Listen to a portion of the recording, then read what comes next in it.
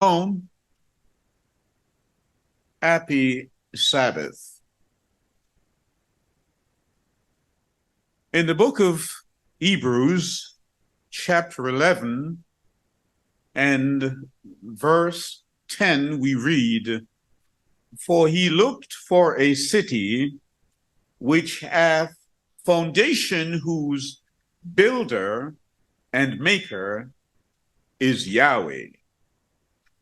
And this morning, that statement frames our subject, which is the architect of divine truth. The architect of divine truth.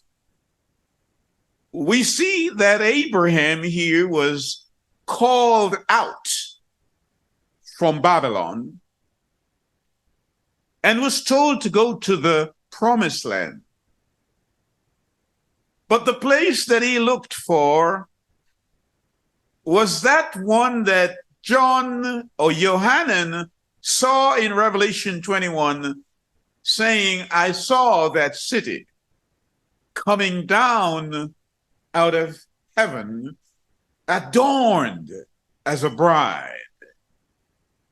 And so this morning, we are sanguine, we are hopeful about that city as we discuss the architect of divine truth. You know, years ago, as an apprentice engineer, I served some time working in the technical drawing department, where you learn to construct and you learn to read drawings. We then learn to look at the front elevation of a drawing, the side elevation, and also the plan of a drawing, so you can understand the three views of the drawing. This morning, we want to look at the architect of that design edifice, who is Yeshua. And sometimes we only see the front elevation, and at another time, we only see the side elevation. And another time we see the plan. But very seldom do we see the whole edifice together. And in that regard, I ask you to think of the scriptures as a gallery, a art gallery, where you go, and as you read of the characters, you conceive in your mind that, yes, this one is a Rembrandt, and that one is a Picasso, and another one is a Leonardo da Vinci. And so you conceive in your human thought that this character here, he or she stands out. But this morning, we want to look at that character who we called Yeshua. Because as we read here in the book of Ibrim, that is Hebrews, we come to understand this Shekinah of a light, this Shekinah glory, like a blazing luminary, is refulgence and splendence, lustrously dims the surrounding lights of this world, because the world is in darkness. He illuminates the stars, the horizon of history, the biography and the geography of time with his light, ineffable presence. That's his light. And so this morning, we want to look at him. Come with me to Hebrew. That's the book of Hebrews. And we will dilate somewhat on chapter 1. The word here reads, Elohim having of old spoken in many portions and many ways to the fathers by the prophets, as in these last days spoken to us by the Son, whom he has appointed here of all, through whom also he made the ages. The writer here of the book of Hebrew is letting you know, prior to this, Yah spoke through the prophets and through the fathers, the patriarchs. But now he is speaking to us through his Son. And so the book of Hebrews, in my view, contextualize all the other books and brings together the constituency of all the patriarchs, the apostles, and the prophets. And so we are in this morning the constituency of he who is the architect of truth. The word says that he, being the brightness of his esteem and the exact representation of his substance, and sustaining all by the word of his power, having made a cleansing of our sins through him, sat down at the right hand of the greatness on high. Let's look at this and let's examine it, because these things were written aforetime for our admonition. He is appointed as heir of all, through whom also he made the ages, who being the brightness of his esteem. He's the glory. Are you with me? Yeshua, in his representation, brings the glory of Yah. And so when you read in the book of Exodus, Moses asked the question, can I see your glory? Show me your glory. And Yah said, in essence, Moses, if I were to show you my glory, it would consume you. Because my glory, Moses, it's brighter than the sun. You would be consumed. And listen to what Yah said. But Moses, I would put you in the cleft of the rock. And when I pass by, you will see what? My shadow. Are you with me? Notice where he placed Moses, because we read subsequently that Yeshua is the rock. And so he placed Moses between himself and Yeshua, the cleft of the rock. That's where Moses was. And we also read that Samson himself went up on the mount and stayed between the cleft of the rock. Oh, yes. And so we don't have to conjecture who is the rock or the cleft of the rock. But the point here that needs to be made clearly is that we're only seeing things, as I indicated last week, through a glass that is dark.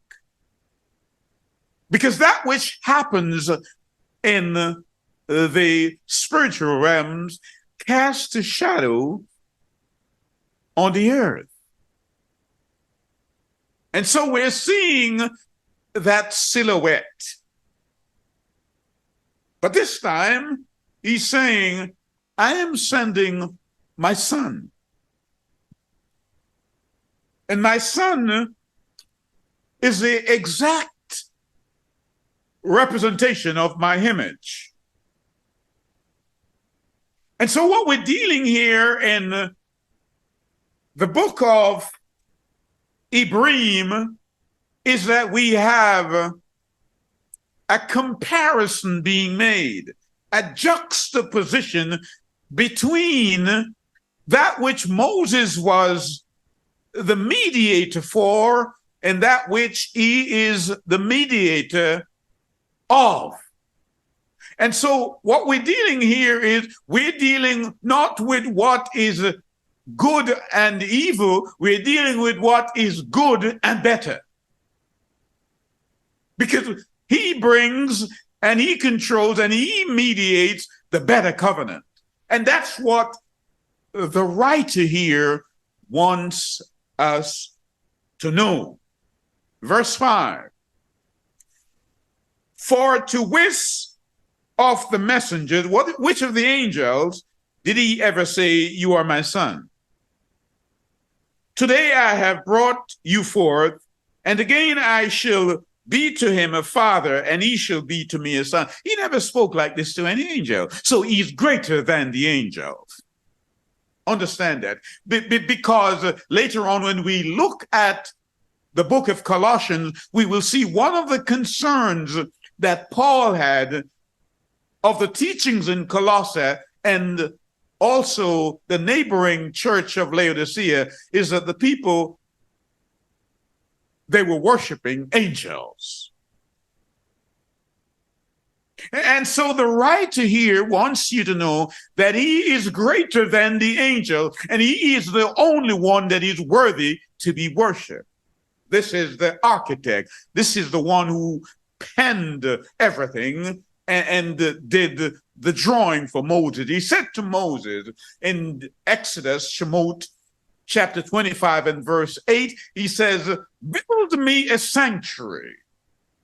Build me, that I may dwell with you. And in that cloud, that Shekinah cloud, we see is refulgence, the splendence, lustrously, that dims everything around him. That was the light that shone on Israel. And he established that, saying, Moses, I want to teach you the mechanics of salvation. And Moses, I want you to build me a sanctuary. And when you build the sanctuary, Moses, I want you to build it to the pattern of the one that is in heaven, because I am the master builder. I am the architect of truth. And Moses, be careful to do that. Oh, yes. And we read in Hebrews chapter 8 and verse 5, don't we? The word says, who served unto the example of a shadow of heavenly things, as Moshe was admonished of Yah when he was about to make the tabernacle, for see, said he, that thou make all things according to the pattern shewed to thee on the mount. Make that which is on earth the same that which is in my realm, the heavenly realm. Moses got to do that. Because whatever is happening in the heavens will cast a shadow on the earth. Hear me. So Moses, if the worship there in your tabernacle bears no resemblance to the one in heaven, in vain do they worship me. That's the point. I want to send home so that we understand that. And so throughout the scriptures, we read the biography of the moral character of Babylon. We read that. And we're asked to come out of Babylon. But I believe that moral character of Babylon is now being parodied by the churches. That's what is happening. Everywhere you go, you see imitations that have been overdone by the church of the world. We see that. And so it concerns the writer here of Hebrews, even as it concerns Paul in the book of Colossians and Laodicea, which we will look at in a few minutes. So we come to understand that spiritual Babylon is the moral descendant of a people steep in apostasy, false teaching, naked and spiritually blind.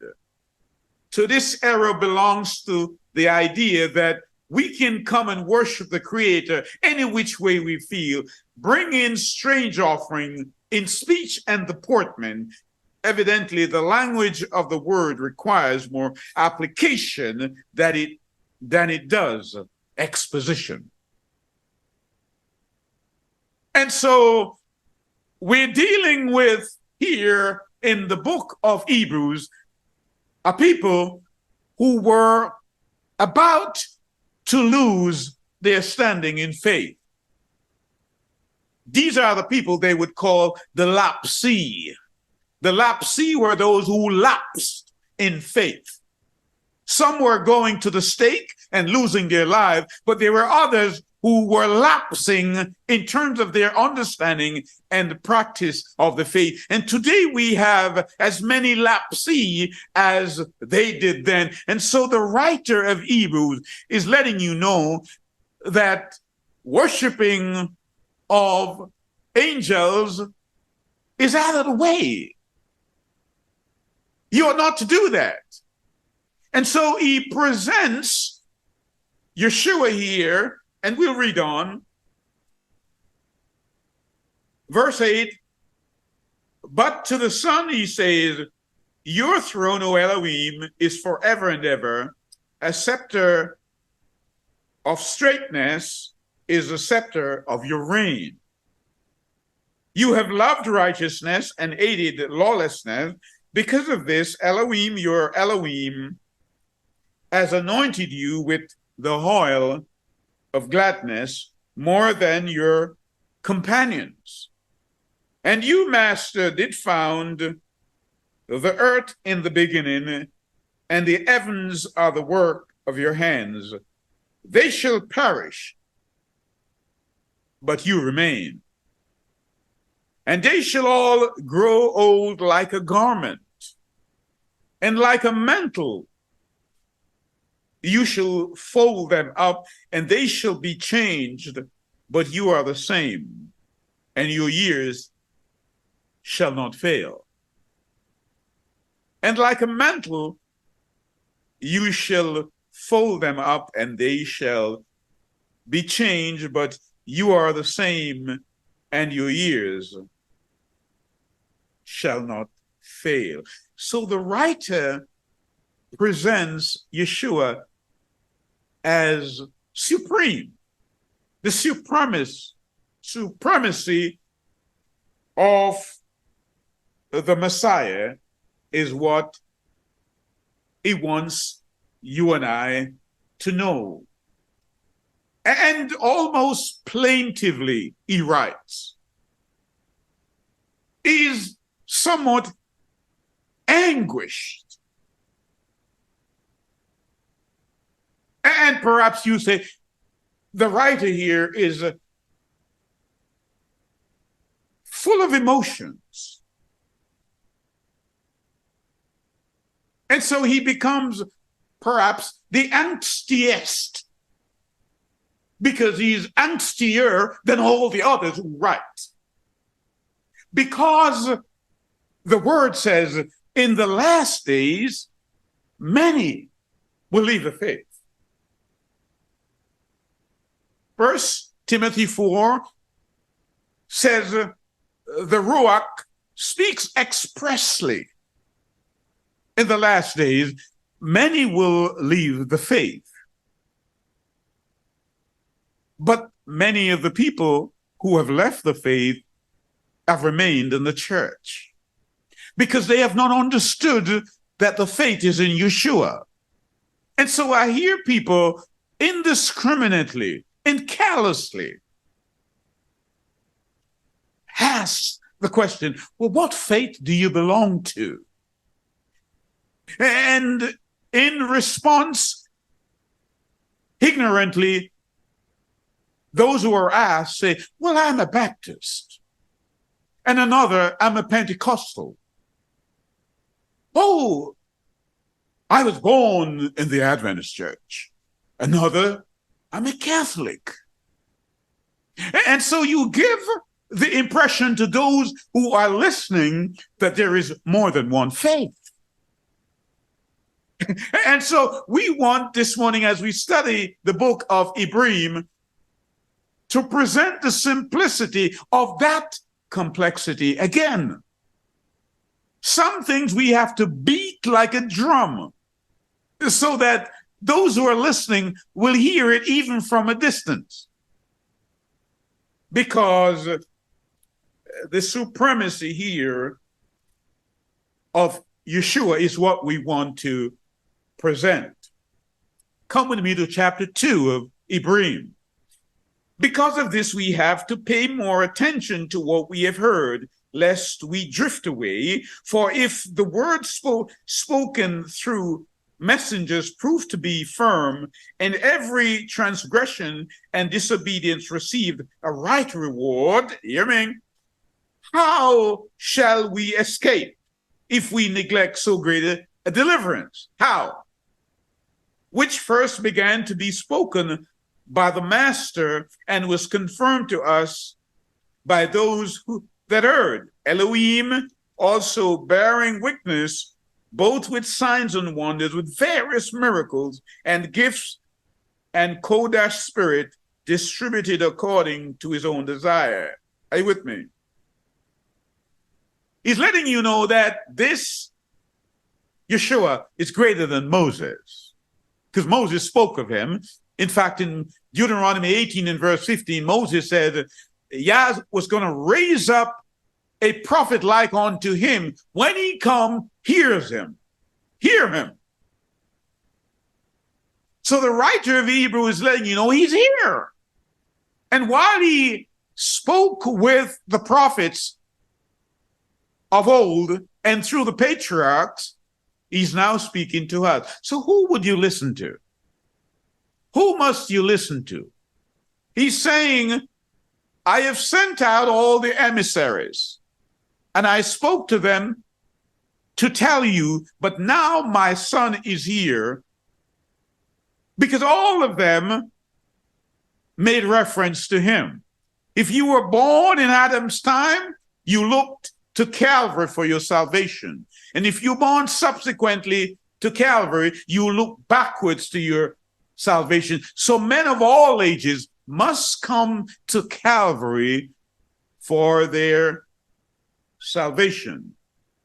And so the book of Hebrews provides the context for understanding the principles outlined in all of scriptures that speak to Yeshua. And so there is tension in the voice here. And it reverberates to the pen, the writer's pen. And therefore, it creates an emendation. It corrects our theology.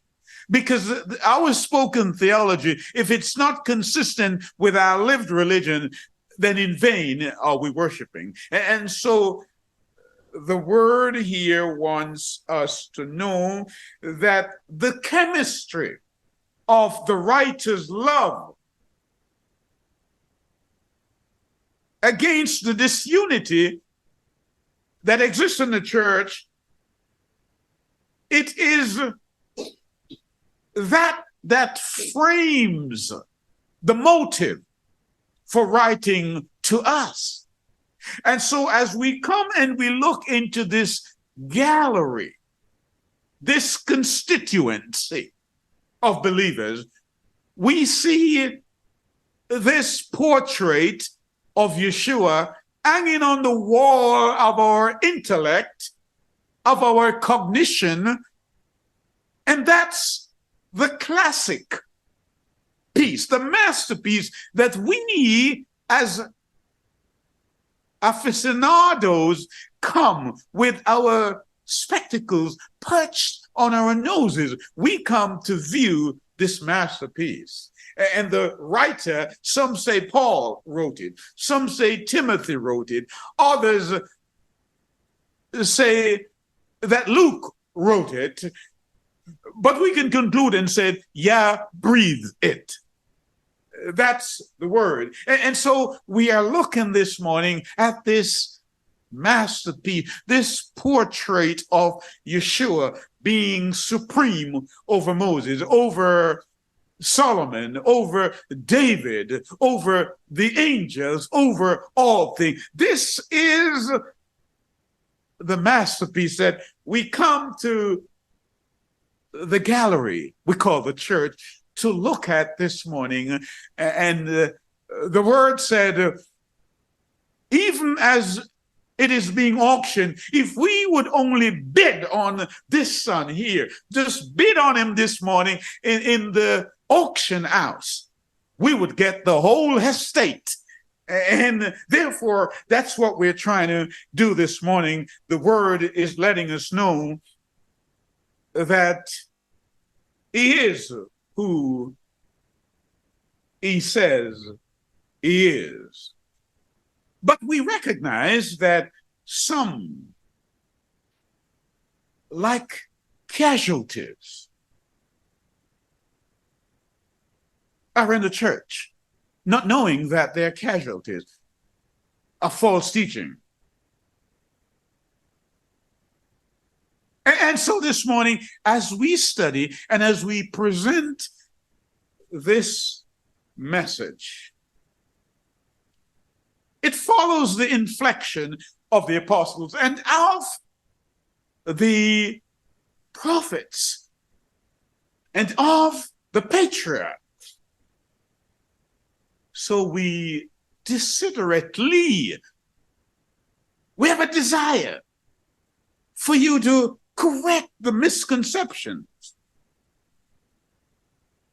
that are present in the churches. It is a thematic statement that captures the thought, the cognition of the people, that Yeshua, who is above everything else, and he who is the architect and the designer of all things, because nothing was made except he made it. Our breath that we so liberally breathe, it is on loan to us from him. And so the writer here presents this picture, this portrait. It is a Kodak moment for us to look at this and study it. And you may well say, this is a sine qua non. You can't do without it. You can't do without it, without him. As we examine his brilliance. And so the primary dynamic of human predicament is sin. That's what it is.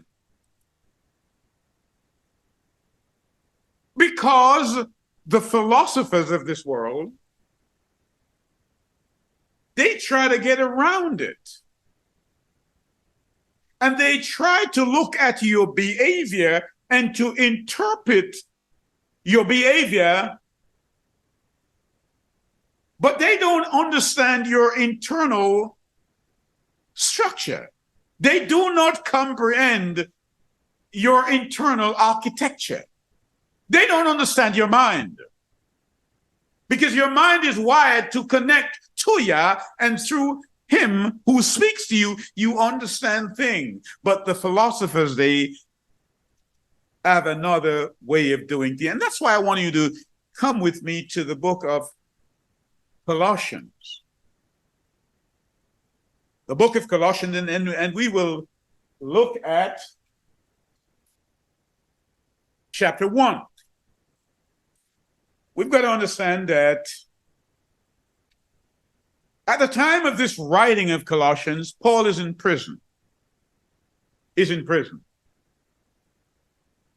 Now, you've got to understand the degree and the nature of Paul's love. He has his own problems, but he's concerned about the purity of the assembly. He's there. He's visited by someone, and that someone told him about the condition of the church. Sometimes when we speak to other people about the condition of the churches, they don't even bat an eyelid. They don't care. They ask you, why are you beating up on the church? Now, Paul is in prison. He's less concerned about getting an attorney to make a case for him than he is about the purity of the assembly that is in Colossians. So let's read. Paul, an apostle of Yeshua, Messiah, by the will of Yahweh, and Timotheus, our brother, to the saints and faithful brethren in Yeshua, which are at Colossae, grace be to you and peace from Yahweh, our Father, and Yeshua, Messiah. We give thanks, as we should always, to Yah, and the Father of Yeshua, praying always for you, since we heard of your faith in Yeshua and the love which we have to all saints, for the hope which is laid up for you in heaven. Wherefore he heard before in the word of truth of the gospel, which is to come unto you as it is in all the world, and bring it forth fruit, as it does also in you, since the day we heard of it, and knew the grace of Yah in truth. He has a concern. He has a concern. And so he writes, verse 7, as he also learned of Epaphras. Epaphras was the one who established the church in Colossae. Now, Paul had not been to this church. He had not visited there, but he heard of it. Now, this is a man who is in prison. He has not met the people, but he heard what they were doing was not right. Now, how many of us would take that view? How many of us would have that concern? Somebody came to him and said, this is happening over that assembly. The likely response in today's context would be, why did you go and tell him about what's happening in our church? That's our business. That's perhaps what they would say. And so Paul begins to write. And he's letting them know that the things that they're teaching are not right. And then perhaps we could look at that now and ask ourselves, are there any parallels to be drawn from that situation over there in Colossae in the first century to where we are in the 21st century? And let's look at whether Paul, had he been alive today, who he would be writing to. You see, when Paul was writing his epistles, he was not writing them believing that these would be scriptures. He was writing them because he had a deep concern for the purity of the gospel and of the assembly. And this is why sometimes when I write certain things, I do not put myself in Paul's moccasin. I do not do that. But I'm saying I believe in time some of the things that were written and are proven to be true and consistent with the word, people are going to be judged as a consequence of rejecting the truth. I believe that. And so Paul writes, and he wants them to walk worthily because he's presenting this portrait that we have of Messiah. And so today, Paul would be writing to those churches that have maligned the name of Yah and have brought in people of character that are unworthy and unsuitable to be called a new creature. He would be speaking to the church and writing to them about marriage and the purity of marriage because of the number of divorces in the church. Paul would be writing.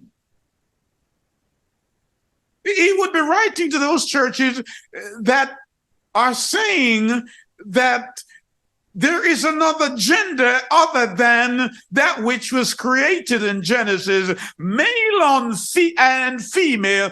And so he would be writing to them to let them know that's wrong. He would be writing to those churches that believe that when Yeshua comes, they will ascend into heaven. He would be writing. I think Brother Paul would be writing much more now than he wrote then. We have 13 epistles here in the scriptures that he wrote. He would be writing to those people who say you ought to keep Christmas. He would be writing to those people who say the feast days are done away with and the Sabbaths are not to be kept. He would be writing. Paul would have a volume all by himself. Oh, yes, he would.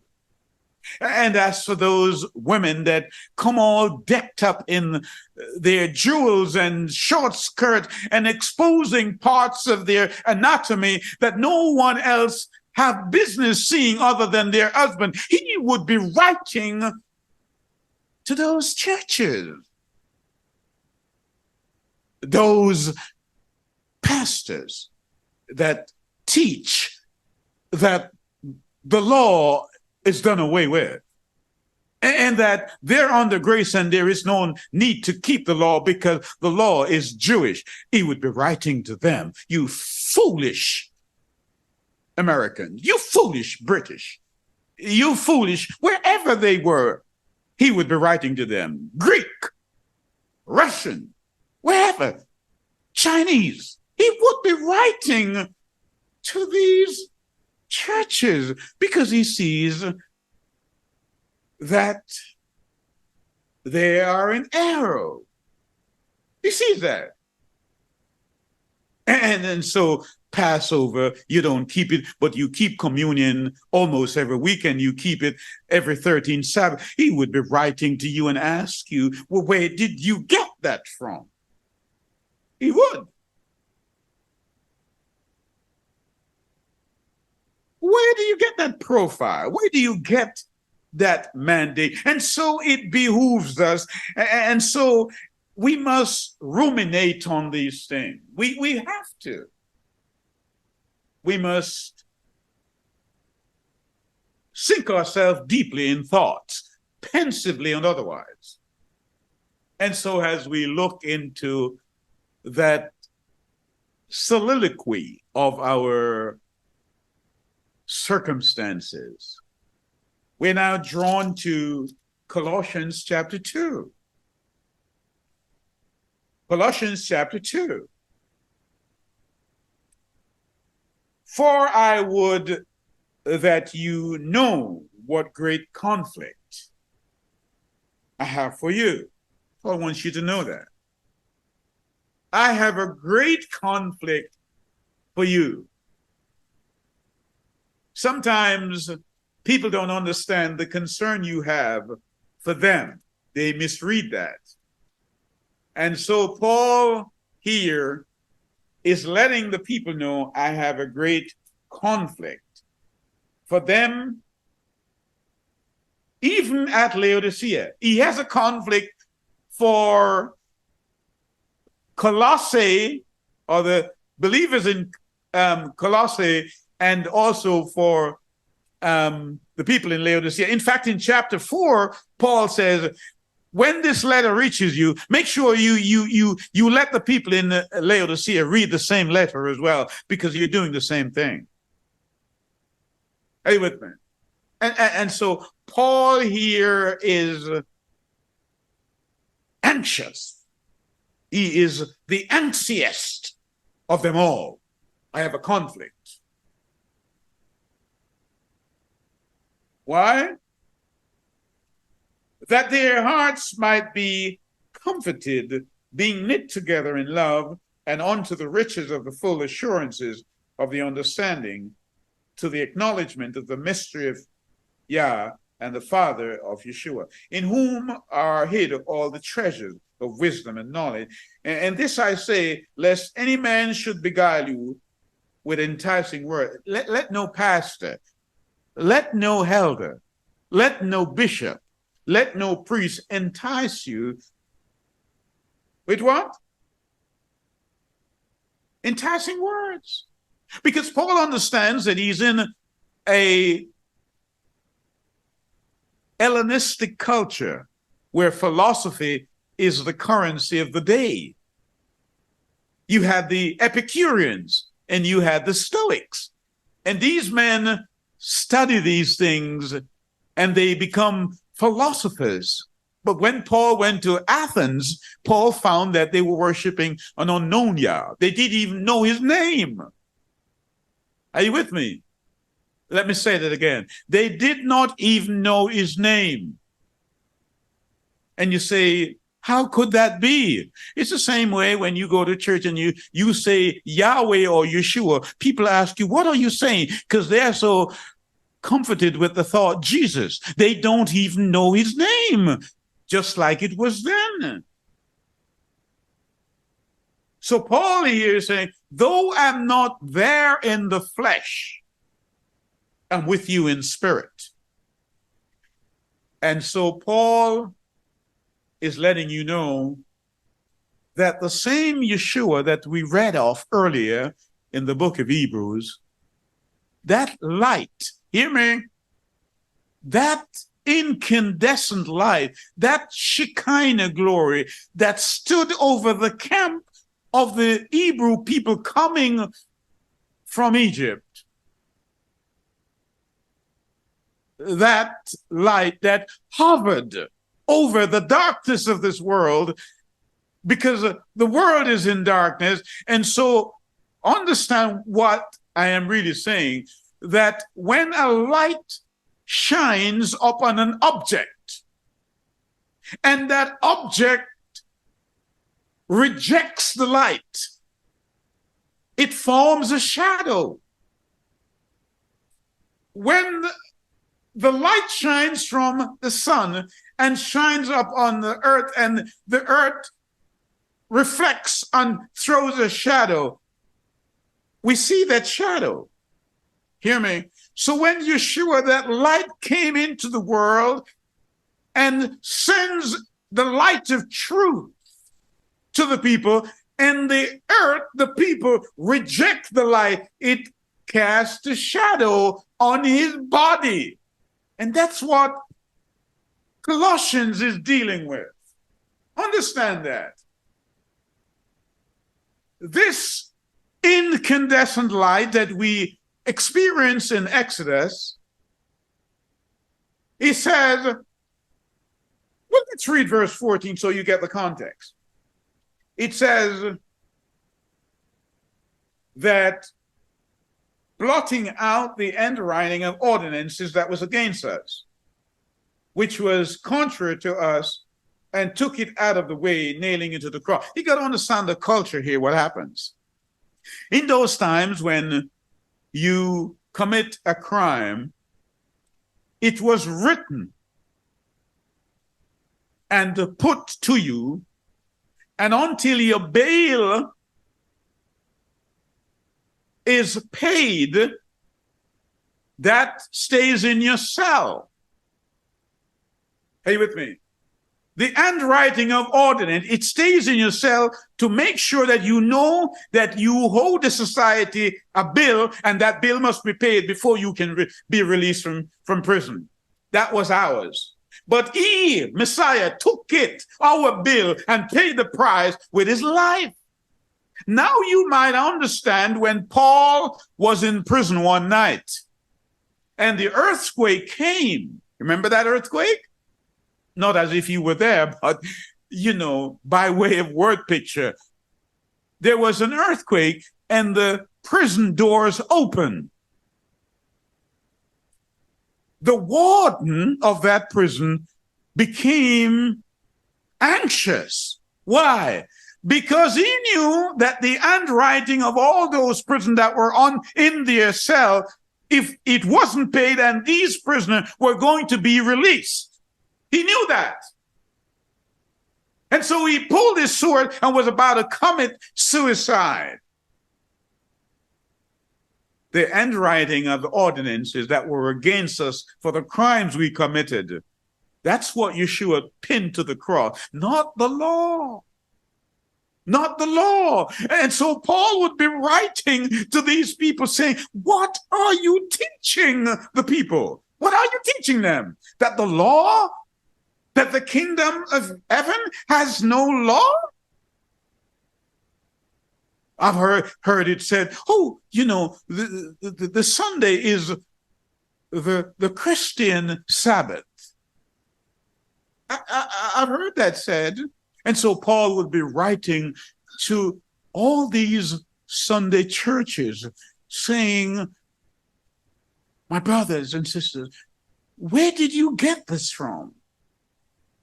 And Paul, he would clearly cite Emperor Constantine, who in 321 AD changed the law, the day of worship from the Sabbath to Sunday. Paul would write to the people and quote him. But today nobody writes and nobody reads. And we just follow as if our posterity means nothing to us. As if life means nothing. And as if the word of Yah means nothing. And so that which was against us, the handwriting that was in our cell, because we were in prison of sin, Yeshua took it, nailed it to the cross, and redeemed us. Verse 15 now says, chapter 2, book of Colossians, and having spoiled principalities, and powers, he made a show of them, not secretly, but openly, triumphing over them in it. Let no man therefore judge you in meat, or in drink, or in respect of a holy day, or of the new moon, or of the Sabbath days, which are, verse 17, a shadow of things to come, but the body is Yeshua. Let's stay there again, because I think we need to emphasize this point. Yeshua is the head, and he's the light. The head and the light sends his light into a world, into a church that is dark. The church rejects the light, and it casts a shadow. So that which he casts is the feast days. Are you with me? It says here, it's the annual Sabbaths. But they represent a greater reality that is in heaven. But because the church that is receiving it and rejecting it is in darkness, all it sees is a shadow. And you hear people say, oh, it's a shadow. But it was sent by a greater reality for you to keep. That's what Paul wants the people to know. And he is writing here anxiously. He said, you don't even know what great conflict I have for you. You need to do these things, and you are rejecting them. That's what the brother is saying. Let's read on. Therefore, verse 18, let no man beguile you for your reward in a voluntary humility and worshiping of angels, intruding in those things which he hath not seen, vainly puffed up by his fleshly mind. Now, he's presenting Yeshua to them and letting them know Yeshua is greater than the angels. And what are they doing? They're worshiping angels. That's what they were doing. Like today, they will tell you, oh, there is another way. And Paul is writing here, wherefore, if ye be dead with Yeshua from the rudiments of the world, why, as though living in the world, are you subject to the ordinance?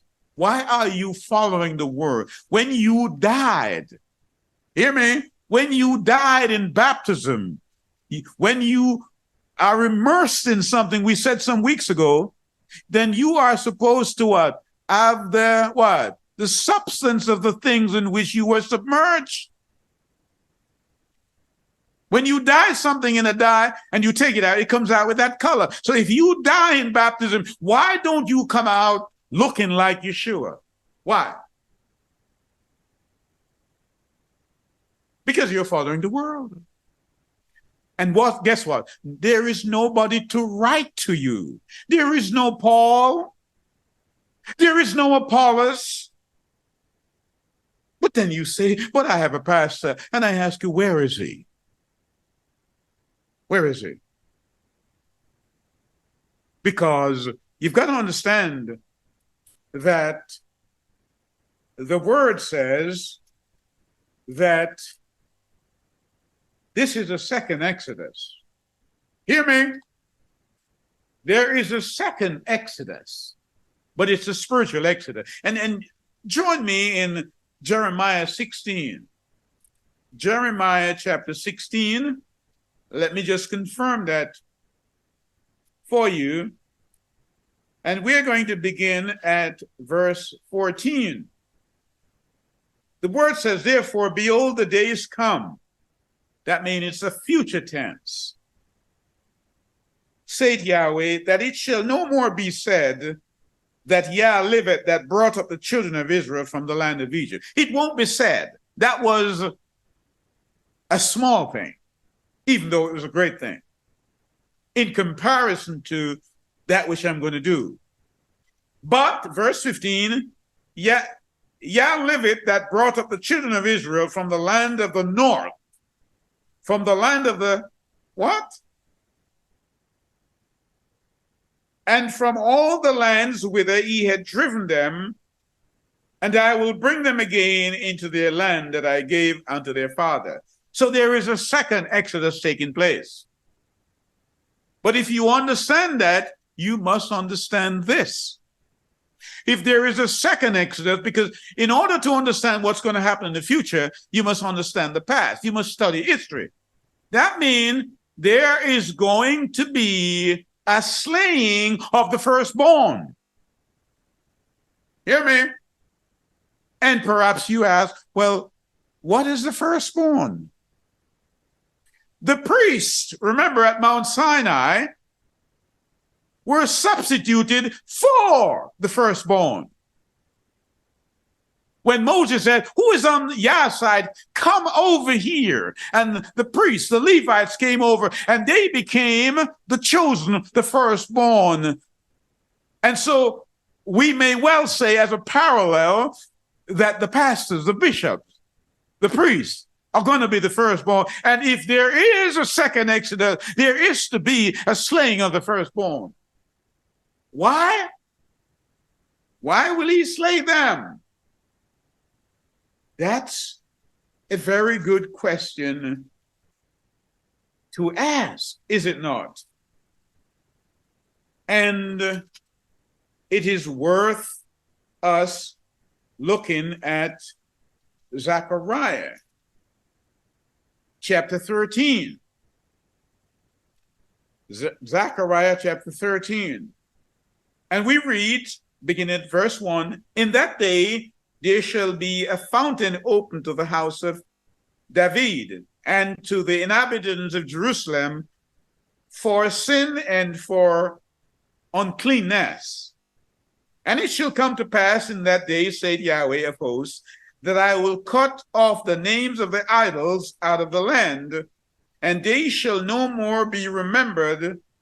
And also I will cause the prophets and the unclean spirit to pass out of the land. Do you know when you break the Sabbath, you're committing idolatry? Did you know that? In fact, when you read the book of Ezra, Ezra told them, he said, Yah told Ezra, don't even hear these people. Don't even listen to them because of their idolatry. And so we are looking at Zechariah. Verse 3, and it shall come to pass that when any shall yet prophesy, then his father and his mother that begat him shall say unto him, thou shalt not live, for thou speakest lies in the name of Yah. And his father and his mother that begat him shall thrust him through when he prophesied. Are you with me? But he shall say, I am no prophet, I am a husbandman, for man taught me to keep cattle from my youth. And one shall say unto him, what are these wounds in the hands? Then he shall answer, those with which I was wounded in the house of my friends. Verse 7, awake, O sword, against my shepherds. Did you hear me? Awake, O sword, against who? The shepherds. O sword, against my shepherd, and against the man that is my fellow, saith Yahweh of hosts, smite the shepherd, the firstborn, and sheep shall be scattered, and I will turn mine hand upon the little ones. And it shall come to pass that in all the land, saith Yahweh, 2 parts therein shall be cut off, and what? Die. But the third shall be left therein. He's raising up the sword against the shepherd who represents the firstborn. Why? Because they prophesied lies to the people. And so We need to understand that. We've got to understand that. And so we must now go to the book of Revelation that was read to us earlier. Revelation, that's Chizayon, and we will look at chapter 3. Chapter 3 of Revelation. Because we see that the churches are in turmoil and there's nobody to correct them. There's nobody to write even as Paul did. Can you imagine if there wasn't a Paul? We would not be reading epistles, 13 epistles in the Bible. And he only wrote them for correction of the errors that he saw in the churches. Today you write to people, they don't even respond. Chapter 3. And this is the message or the messages, I should say, to Philadelphia and Laodicea. And to the angel of the church of Philadelphia write, these things saith he that is Kodash, he that is true, and he that hath the key of David. We studied this a few weeks ago, where that man had the key for the house of David, and he was taken from him and given to somebody else.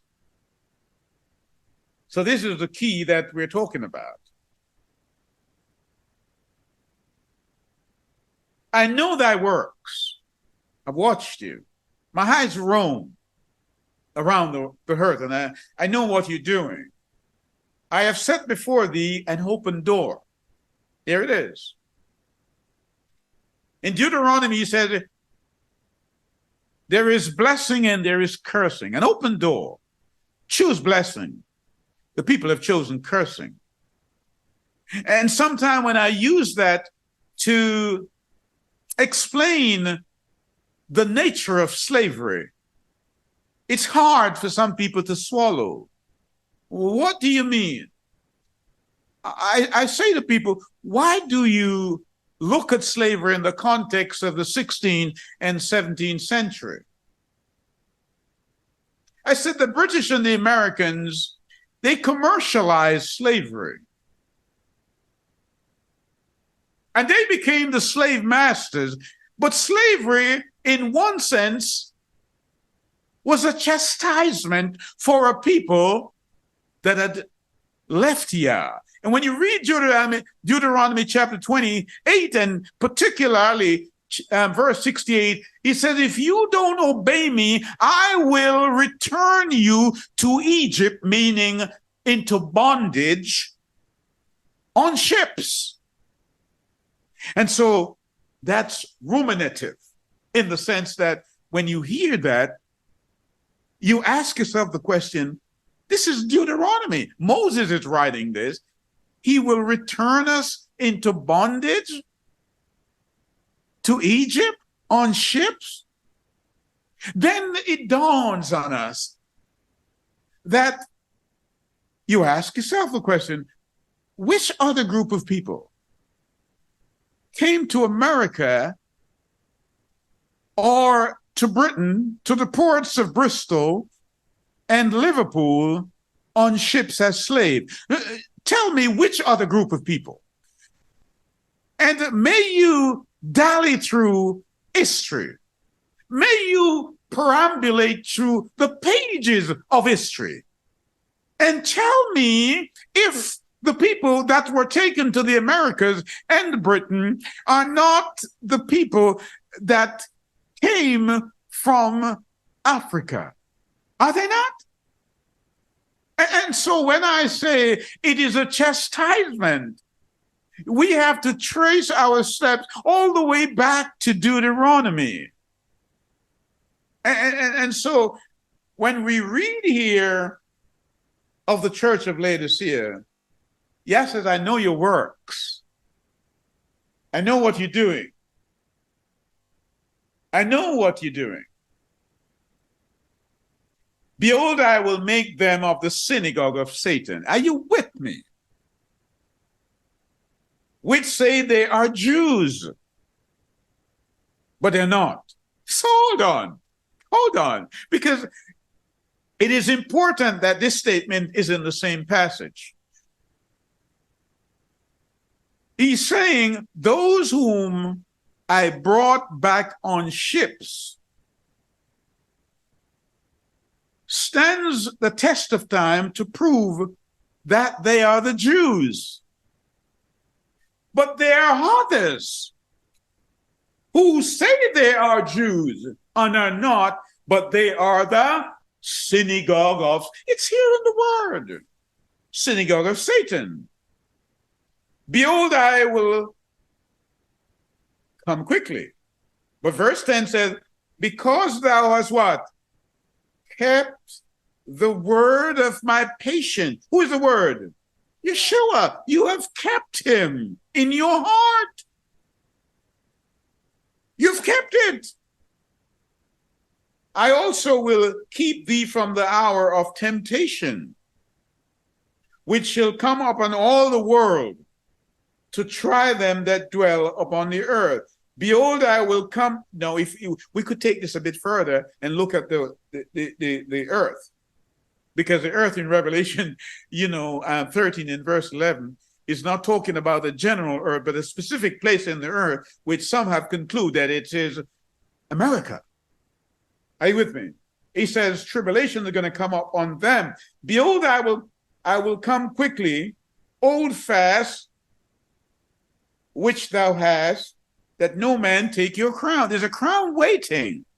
But that crown is only secured by obedience to Yah. But the church is saying, we're not going to keep the feast days, and we're not going to keep the Sabbath, and we're not going to keep his law, because all those have been abrogated. That's what they say. And the word wants you to know, no, the light is the one who casts the shadow on what? On the body. What is his body? The church is his body. And the body is saying, we will not accept the light that comes from the head. That means what? When the head is separated from the body, it's dead. We need to understand that. But those who are obedient, he's saying, I will give a crown of righteousness. But that was only fleeting with the church of Philadelphia, known as brotherly love. But so we go to Laodicea now. That's the era in which we're in. And unto the angel of the church of Laodicea write, these things say the Amen, the faithful and the true witness, the beginning of the creation of Yah. I know thy works, that thou art neither hot nor cold. I would thou were hot or cold. Now understand that Laodicea is near to Hierapolis. And so what is happening here is that there is a hot spring in Hierapolis. And that hot spring takes the water through an aqueduct to Laodicea. But by the time that hot water travels to Laodicea, it gets lukewarm. And so Yeshua takes that topographical situation and make a case against Laodicea, saying, you're lukewarm. He said, I wish you were like the cold spring up top. But by the time the message comes through the aqueduct of the prophets and the disciples, and it gets to you in Laodicea church, you're cold. You are lukewarm. You are insipid. I'm going to spew you out. There may be many things in life you don't want, but you don't want to be spewed out by Yeshua. You don't want that. You can't recover from that. You can't. Verse 17, because thou sayest you're rich. Yeah, the church today, they are multi-billion dollars enterprises. So they say they're rich and increase with goods. Notice the richness, goods. And to have need of nothing, and knowest not that thou art wretched. You're wretched. Though you have your wealth, and you have everything that money could buy, and you have everything to live on, but you have nothing to live for. You're poor, you're wretched, you're blind, you're naked. Wow, that's the condition of Laodicea. And so you almost get the impression there's nobody to preach to the church. There's nobody to write to the church as Paul would. And to restate the claim of the supremacy and the preeminence of Yeshua, who is above angels, who is above all things, and he's the only one worthy to be worshipped. Buy from me eye salve, we're told in Laodicea. Buy, so that you might see. You cannot see your wretchedness. And you see that exhibiting itself. You see the women, they come to church and they dress anyhow, naked, but they don't even recognize that they are naked. And of course, they are very prone to wear another person's hair. Are you with me? And sometimes, these hair that come to them is already offered to idols coming from other countries. Are you with me? It's like the food. Some of it are offered to idols, and the word says that should not be so. But they then say to you, the word says that we can eat any food because nothing you should call unclean.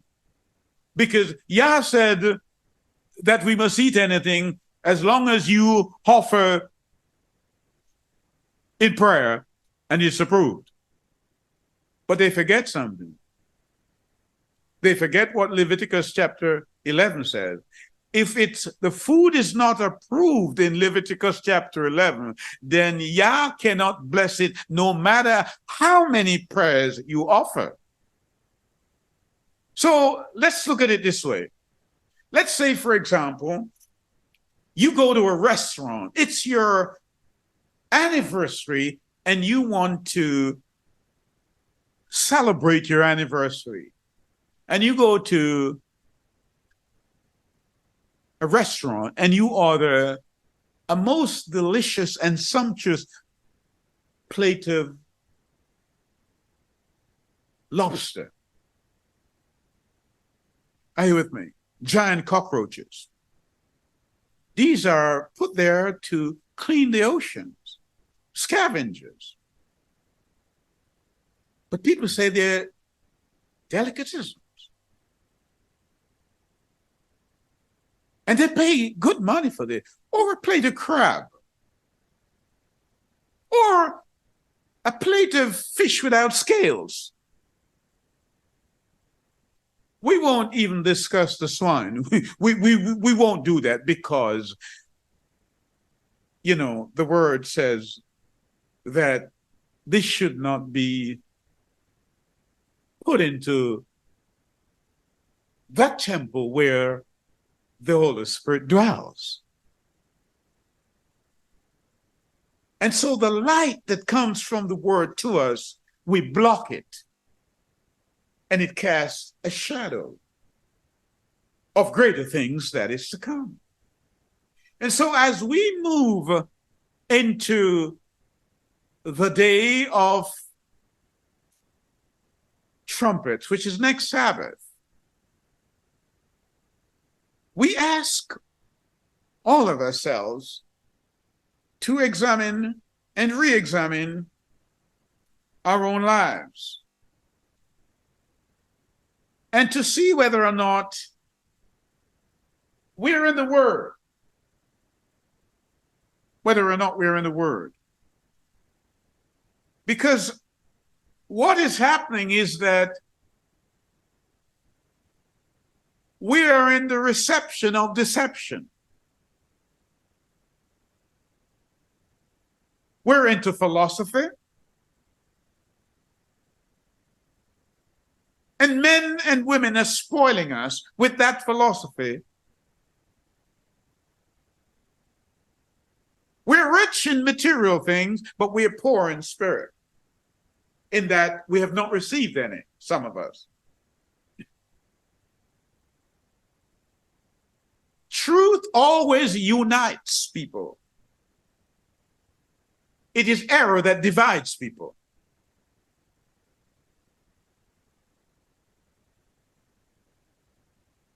And so Ephesians 4:14, we're told, so that we may no longer be children tossed to and fro by every waves that carry about by the what? Wind of doctrine. We're tossed about by human cunning, by craftiness in deceitful scheme. That's what the church has become. And Paul is saying, I have great anguish. I have great conflict for the church. Great conflict. And so we're in a period of apostasy, and somehow we don't know how to deal with it, because those to whom we look are the very ones who are deceiving us. But when you go through to the book of Hebrews and you look at chapter 11, let's go there. The word says, and the belief is the substance of what is expected, the proof of what is not seen. Some word it says, by faith. For by this the elders obtained witness. By belief, we understood that the ages were prepared by the word of Elohim, so that what is seen, hear me, and this is the point I was driving home, that which is seen was not made by what is visible. Are you with me? So what is not seen, and from where the light comes, is more real than that which we can see. Last week we talked about the shadow is a two-dimensional picture of a three-dimensional reality. You don't see everything. You don't see the head that casts the shadow. But he presents himself in the word, and we see that word picture. And that's why I present to you today, even as Paul presents to him, the portrait of this man who is the architect, the designer, and the builder of all that is real. And he's the author and the finisher of what? Of our faith. That's who he is. And so he makes it clear that the blood of bulls and goats could not cut it. All the sacrifices of bulls and goats, they couldn't cut it. But only the blood of Yeshua. Am I to assume that you have allowed him to spill his blood aimlessly because you won't accept it? Am I to assume that? Can you think of the pain that he went through? Are you with me? When Roman soldiers and the wicked Jews thrust him up on a tree and placed a patibulum across his shoulder, and they drove nails into his wrist. If you have ever knocked your elbow across the table, you'll understand what I mean. The nerve, it goes numb. And then they mocked him. They spat on him.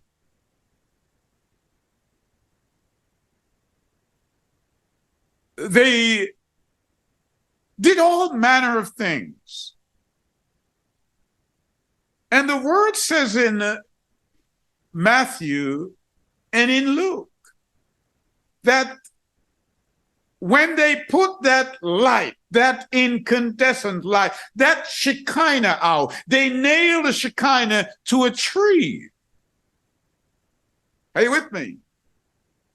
When they nailed him, and they were now going around to break his leg, and the soldiers were mocking him. When the sun, the S-U-N, saw the S-O-N of Yah, the word said the sun refused to give its light.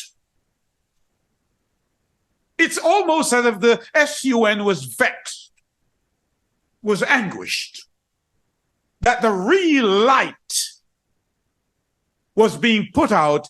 And the word says, from the 6th hour to the 9th hour, there was no sun. Now the question is, if the luminaries refused to give their light because something was being done to their creator, what is your response when truth, the word, is being denied you? How do you respond? What will you say when bishops and pastors and priests are teaching Balaam's doctrines and Jezebel's doctrines, and you sit there week after week? Zechariah 13 says, arise, sword. 2/3 will be destroyed. You better understand that Zechariah is an end-time book. And so I hope, I pray, desiderably, that you will have gotten this message and understand the thematic statement of the message presented by Paul.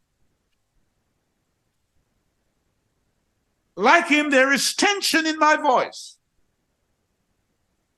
And that too reverberates into my pen every so often.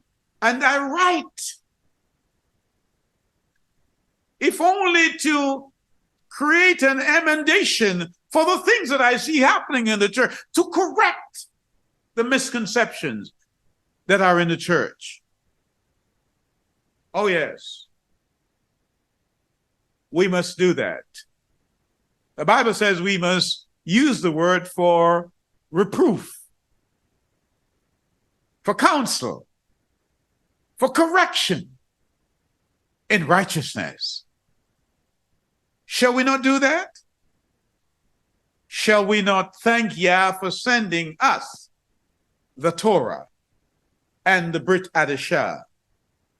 In Yeshua's name, we thank him. Amen.